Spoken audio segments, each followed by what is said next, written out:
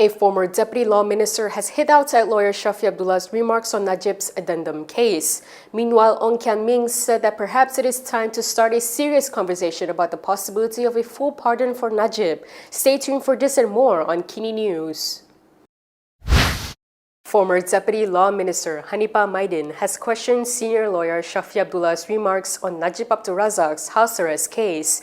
In a statement, Hanipa said he had listened to Shafee's press conference and it seems like he had conveniently ignored or completely disregarded the crucial word in Article 42, namely the word advice. Instead, Hanipa stated that Shafee had used the word discuss. He pointed out that no one, let alone the judge, ever disputed or questioned the prerogative powers duly enjoyed by our king. He says Shafee ought to be fair, as the constitutional language enshrined in Article 42 is crystal clear, which is that such prerogative powers shall be exercised on the advice of a pardons board. Hanipa added that while Shafee may be disappointed with the verdict, the disappointment might be mutual. He said perhaps Shafee failed to realize that many people, including members in the legal fraternity, are equally disappointed with him too. On December 22nd, High Court Judge Alice Lok ruled that the previous Agong Sultan Abdullah Sultan Ahmad Shah's supplementary decree was invalid. This was because it did not follow constitutional procedures as per Article 42, requiring that clemency decisions be made in consultation with the Pardons Board. She said whilst the power of clemency is a royal prerogative, the federal constitution has provided for it to be exercised within the framework of the constitution. The Attorney General's Chambers has also dismissed claims that the court ruling over Najib's house arrest bid has reduced the powers of the Malay rulers and governors when it comes to pardons. In a statement yesterday, the AGC stressed that any move to instigate the public using false interpretations of the court's verdict is improper. The AGC stated that the statement is untrue and doesn't reflect the reasons given by the High Court. It said when rejecting Najib's bid, the court stressed that the power to pardon comes under Agong's prerogative, guaranteed under Article 42(1) of the Federal Constitution and backed by precedents of superior courts. However, it added that Article 42 also states that when exercising the function, Agong, rulers, and governors must convene a meeting with the Pardons Board. The AGC said that based on the meeting minutes of the 61st Pardons Board meeting, it clearly indicated that house arrest was not discussed in the presence of Sultan Abdullah. The only thing discussed at the time, the AGC added, was to reduce Najib's fine and prison sentence by half. Therefore, it said the learned judge ruled that the house arrest addendum was not made in line with Article 42 as the matter was not deliberate and decided when the Agong was chairing the meeting.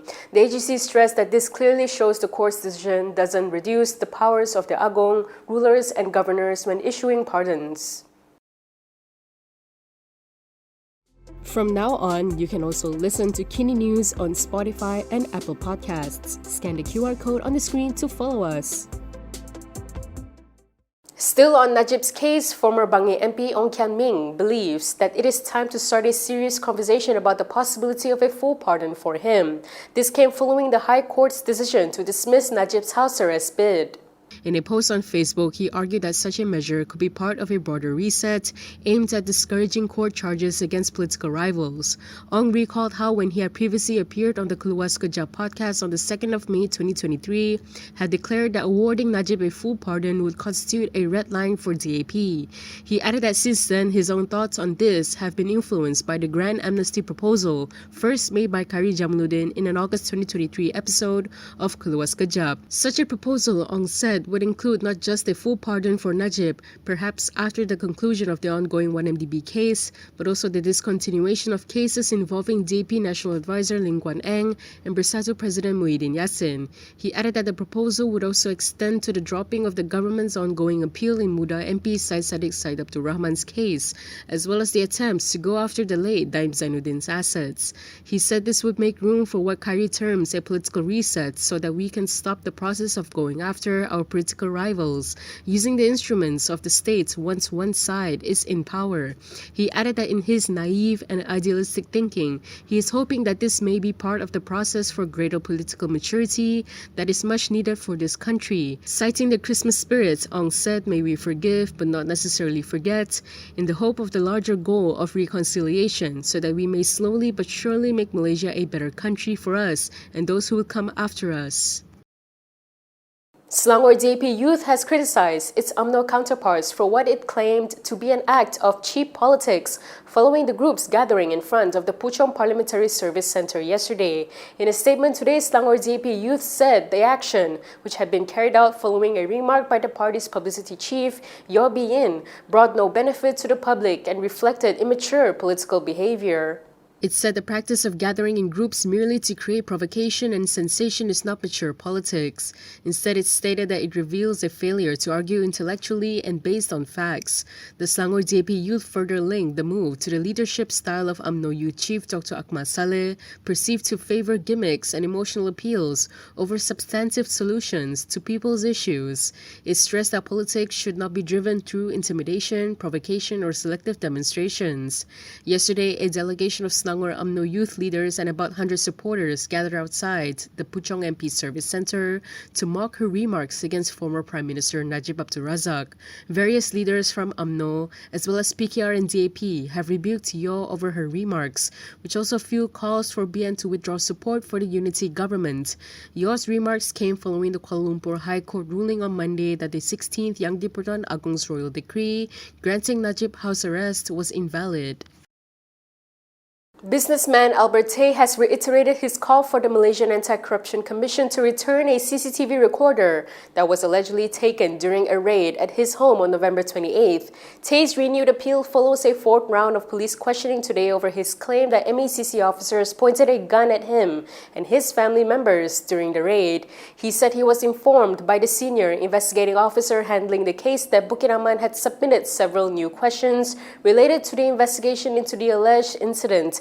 Tay also emphasized that police have recorded his statement 4 times so far, including today. He added that statements from his wife, mother-in-law, and a foreign domestic helper were recorded last week. In addition, Tay questioned the police on the whereabouts of the CCTV recording device and when footage of the MECC raid on his home would be made public. He demanded that the police immediately return the CCTV recorder and release the video footage, saying this was necessary for him and his family to obtain the justice they deserve. Perlis Pakatan Harapan has expressed its support for the PAS-led state government to continue governing until the end of its term. The statement comes amid reports of political tension in Perlis following alleged moves to remove Menteri Besar Shukri Ramli while he was hospitalized for chest pains after returning from China. In a statement, Perlis Pakatan Harapan said the state government was formed through a legitimate democratic process and based on a clear mandate from the people, which must be respected and upheld. It stressed that this is not a time for internal turmoil or power maneuvering, warning that such actions will only create public anxiety and erode confidence in state administrative institutions. Perlis Pakatan Harapan added that its position was taken to preserve political harmony in the state, protect the interests of the people, and uphold the royal institution. Previously, several media reports citing sources claimed that 5 Bersatu Assembly persons and 3 PAS Assembly persons had submitted statutory declarations to the Perlis ruler, Tuanku Said Sirajuddin Putra Jamalulail, stating they had lost confidence in the Menteri Besar. The 8 Assembly persons would constitute a simple majority in the 15-seat Perlis State Assembly. Overall, Perikatan Nasional holds 14 seats, with PAS holding 9 and Bersatu 5. Shukri has since been discharged from hospital and last night expressed his gratitude to those who prayed for his recovery. Yesterday, Tony Phua criticized supporters of former Prime Minister Najib calling them lovers of a crook for condemning those who celebrated the court's verdict in Najib's case.